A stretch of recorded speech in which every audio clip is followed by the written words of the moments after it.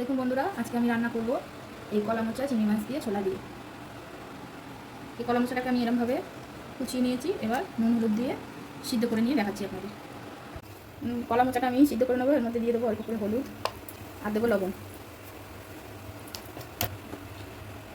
আর এই মোচা সিদ্ধর সঙ্গে সঙ্গেই আমি একটু ছোলা দিয়ে রেখেছি, কাঁচা ছোলা। এই যে দেখুন, এই ছোলা কটা আমি মোচার সঙ্গে সিদ্ধ করে নেব।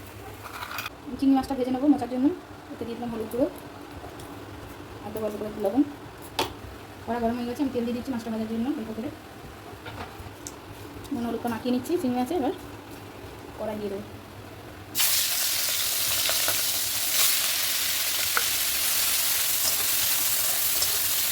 চিংড়ি মাছটা আমি হালকা করে ভেজে নেবো। চিংড়ি মাছ বেশি কড়া করে ভাজবো না আমি। দেখুন, চিংড়ি মাছটা আমি এখন হালকা করে ভেজে নিয়েছি। এবার আমি উঠিয়ে নেবো মাছগুলো। মাছগুলো আমি বেশি কড়া করে ভাজিনি, হালকা করে ভেজেছি। কারণ চিংড়ি মাছ বেশি কড়া করে ভাজলে রাবারের মতন হয়। মাছ ভাজার তেলেই আমি আরেকটু অল্প তেল দিয়ে দেবো। জন্য দিয়ে দেবো তেজপাতা, শুকনো লঙ্কা, চারটে। এবার দিয়ে দেবো জিরে, গোটা জিরে। এর মধ্যে দিয়ে দেবো আমি এই ডুমো ডুমো করে কেটে রেখেছি আলু। সেটা এবার তেলের মধ্যে দিয়ে ভেজে নেব। দিয়ে দেবো অল্প করে একটু হলুদ আর দেবো একটু অল্প করে লবণ দিয়ে আলুটা একটু ভাজা করে নেব।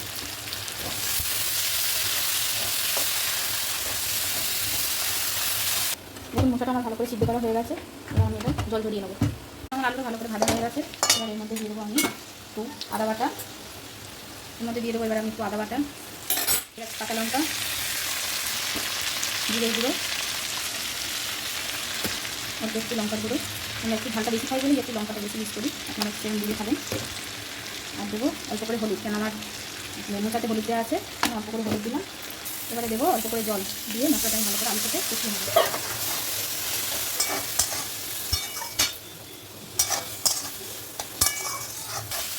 দেখুন, এই মশলার মধ্যেই আমি চিংড়ি মাছগুলো দিয়ে দেবো। দিয়ে একসাথে আমি কষিয়ে নেব। দেখুন, আমার আলু চিংড়ি মাছ মশলা ভালো করে কষানো হয়ে গেছে। এবার দিয়ে দেবো আমি এর মধ্যে মোচা সিদ্ধ করা মশলাটা আমি ঢেলে দেবো। এবার ভালো করে মশলাটা করে মোচাটাকেও কষে নেব।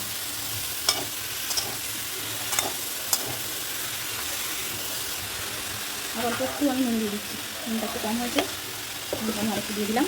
আর দেবো এর মধ্যে একটু মিষ্টি চিনি। এটা আপনারা দিতেও পারেন, নাও দিতে পারেন। আমি একটু মোচাতে চিনি ব্যবহার করি।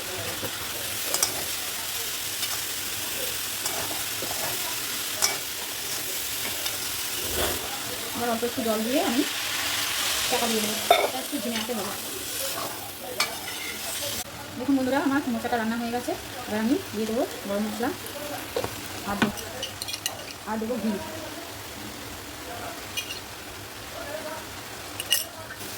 গরম মশলাটা দিয়ে দুটো একটু নাড়াটা করে আমি নামিয়ে নেবো।